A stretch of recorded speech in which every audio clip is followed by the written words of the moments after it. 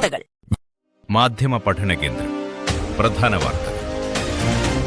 മാധ്യമ പഠന കേന്ദ്രം ലിറ്ററേച്ചർ ട്രസ്റ്റിന്റെ ആഭിമുഖ്യത്തിൽ സംഘടിപ്പിക്കുന്ന സാഹിത്യ സായാഹ്നം ജൂലൈ 22 ബുധനാഴ്ച വൈകിട്ട് 5 മണിക്ക് തിരുവനന്തപുരം പ്രസ് ക്ലബ് ഹാളിൽ നടക്കും. മലയാളത്തിന്റെ പ്രിയ കവി ഏഴാച്ചേരി രാമചന്ദ്രൻ ഉദ്ഘാടനം ചെയ്യുന്ന പരിപാടിയിൽ ഏഷ്യാനെറ്റിന്റെ ആദ്യത്തെ ചീഫ് ന്യൂസ് എഡിറ്ററും ഭരത് പ്രേംജിയുടെ മകനുമായ മുതിർന്ന മാധ്യമപ്രവർത്തകൻ നീലൻ സാഹിത്യ സായാഹ്നത്തിൽ മുഖ്യ അതിഥിയായിരിക്കും. കവിയും കവിതയും, പുസ്തക പ്രകാശനം, വർത്തമാനം എന്നീ 3 വിഭാഗങ്ങളായാണ് പരിപാടി ക്രമീകരിച്ചിരിക്കുന്നത്. കവിയും കവിതയും എന്ന പരിപാടിയിൽ ശരത് ചന്ദ്രലാൽ, ശാന്തൻ, ഡോക്ടർ അനിൽകുമാർ എസ്.ടി. എന്നിവർ കവിതകൾ അവതരിപ്പിക്കും.